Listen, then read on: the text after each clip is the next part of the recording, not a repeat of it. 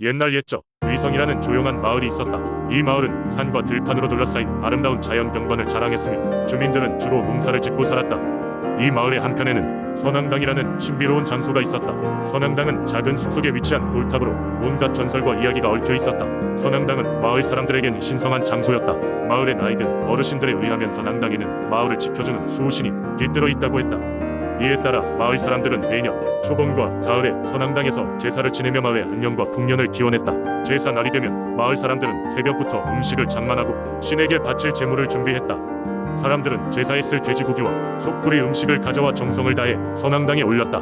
이 선앙당에는 특히 유명한 한 가지 전설이 있었다. 아주 오래전 악신들이 마을을 위협하던 시절 한 여인이 선앙당을 찾아가 간절히 기도했다고 한다. 그녀의 간구에 응답이라도 하듯 그날 밤 선앙당에서 강력한 빛이 뿜어져 나왔고 그 빛은 하늘로 치솟아 마을을 비추었다.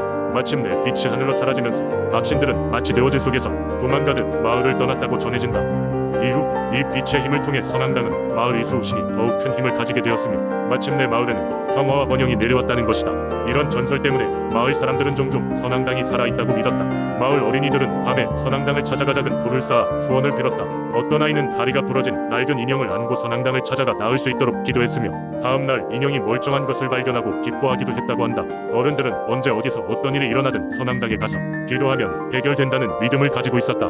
이러한 믿음은 현대에도 여전히 이어져 왔다.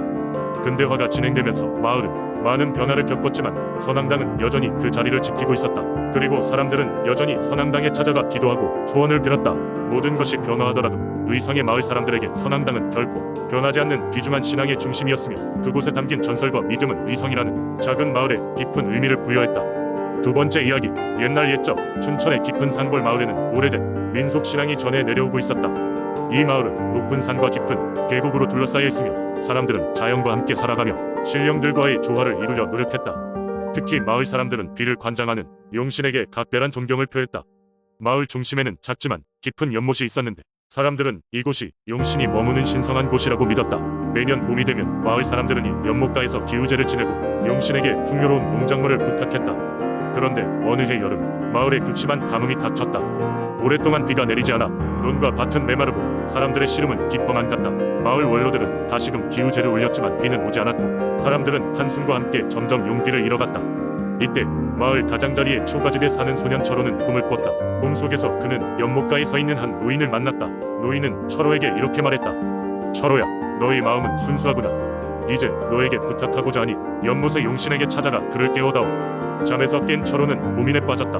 과연 꿈속의 노인의 말대로 용신을 찾아 사람들을 돕는 것이 가능할까? 결국 그는 용기를 내어 결심했다. 철호는 아침 일찍 마을 사람들이 기우제를 지내곤 했던 연못가로 향했다. 연못가에 도착한 철호는 잠시 머뭇거렸지만 무턱대고 물가에 무릎을 꿇고 기도하기 시작했다. 사랑하는 우리 마을에 비를 내려주세요. 우리는 당신의 도움이 필요해요. 갑자기 연못에서 물결이 일렁이며 용신이 나타났다. 그는 장엄한 모습으로 철호에게 다가와 말했다. 소년아, 내가 나를 깨워주었구나. 사람들은 나를 잊었지만 너의 순수한 마음이 나의 잠을 깨웠다.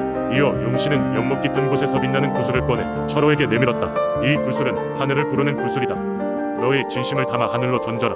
철호는 두 손으로 구슬을 받아들고 용신에게 감사 인사를 했다. 철호가 구슬을 하늘로 던지자 갑자기 구슬은 찬란한 빛을 발하며 사라졌다.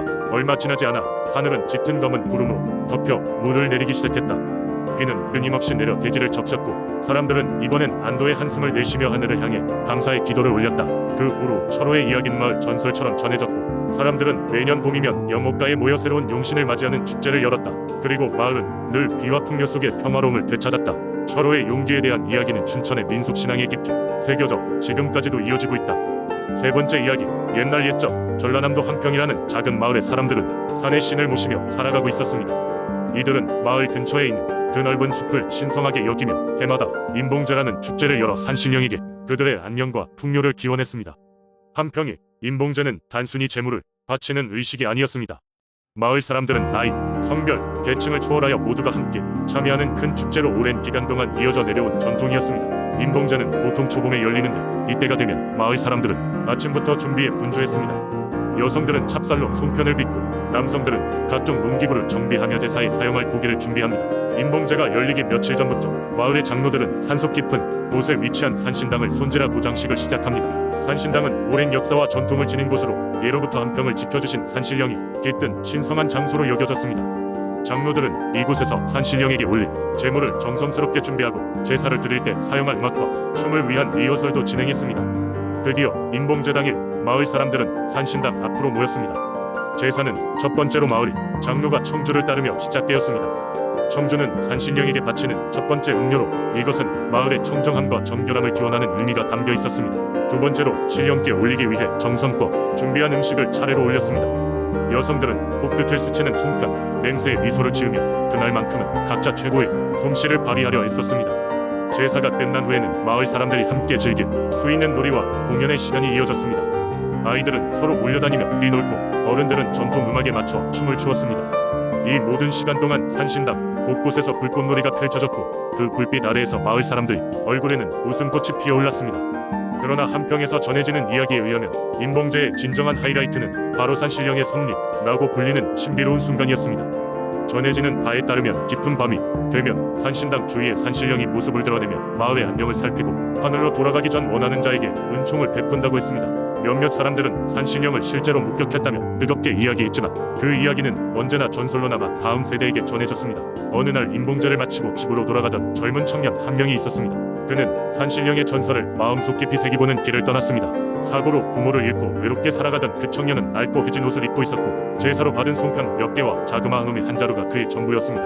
하지만 그는 단 한순간도 산신령께 간절히 소원을 빌기를 놓치지 않았습니다. 그런 그에게 산신령은 꿈에 나타나 진정한 마음을 가진 자에게 축복을 준다는 말을 남기고 사라졌다고 합니다. 몇 해가 지나 청년은 훌륭한 농부가 되어 풍요로운 땅을 일구고 대가족을 이루게 되었습니다. 그의 농지는 우연의 연속과 풍부한 수확으로 유명해졌고 이웃들은 그것이 산신령의 은총임을 의심치 않았습니다. 그는 자신의 이야기를 한평 사람들에게 전하며 인봉제를 계속 이어가도록 장려했습니다. 결국 한평의 인봉제는 오늘날까지 이어져 내려오며 마을 사람들의 중요한 전통으로 자리매김하게 되었습니다. 이렇듯 한평의 인봉제는 단순한 축제가 아닙니다. 그것은 마을 사람들의 결속과 믿음 그리고 자연과 인간이 조화를 이루어 살아가는 방식을 상징합니다. 많은 이들이 인봉제를 통해 산신령의 이야기를 전해 듣고 그들의 삶의 작은 희망의 불빛을 품고 살아가고 있습니다. 네 번째 이야기 옛날 옛적 지금의 경기도 의정부 지역은 울창한 숲과 맑은 강으로 둘러싸인 아름다운 고장이었습니다. 그곳에 사는 사람들은 대대로 전해 내려오는 신비로운 민속신앙을 가지고 있었는데 특히 동물령이라는 숲에 얽힌 이야기가 유명했습니다. 의정부의 중심에서 약간 북쪽으로 떨어진 곳에는 깊은 산속에 동물령이라는 숲이 있었습니다. 이 숲은 수백 년 동안 그 지역을 지켜주고 있다고 믿어졌는데 그 이유는 바로 숲속에 사는 신령 때문이었습니다. 사람들은 이 신령을 동물령이라고 불렀습니다.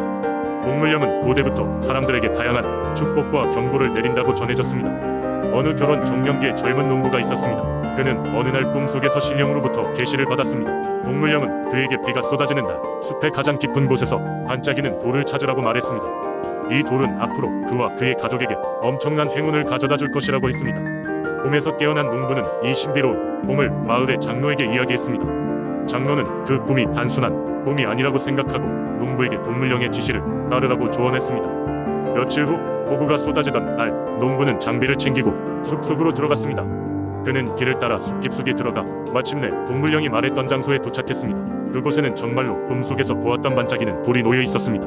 농부가 돌을 집어들었을 때 갑자기 비가 멈추고 숲 전체가 마치 생명을 얻은 듯 활기를 띠기 시작했습니다. 새들이 노래하고 나무들은 바람에 춤추듯 흔들렸습니다. 농부는 이 돌을 집으로 가져가 그의 집 한켠에 조심스럽게 보관했습니다. 그 이후로 농부의 삶은 크게 변했습니다. 농작물의 수확은 해마다 늘어났고 그의 가축들도 번성했습니다. 무엇보다도 그의 가족은 늘 건강했고 큰 어려움 없이 행복한 삶을 살아갔습니다. 마을 사람들은 이 이야기를 들으며 동물령의 지혜와 신비로움에 대해 다시금 존중하게 되었습니다. 사람들은 숲을 보존하고 존중해야 한다는 강한 믿음을 가지게 되었고 덕분에 의정부 지역의 자연은 오래도록 아름다움을 간직할 수 있었습니다. 시간이 지나면서 이 전설은 입에서 입으로 전해지며 다양한 해석이 덧붙여졌습니다. 어떤 사람들은 동물령이 실제 숲신이라는 주장을 하기도 했고 다른 사람들은 그것이 단순히 마음이 착하고 올바른 자에게만 보이는 상징물이라고 하기도 했습니다. 하지만 분명한 것은 이 전설이 세대를 거쳐 사람들에게 자연의 중요성과 믿음의 힘을 상기시키는 교훈이 되어 왔다는 것입니다.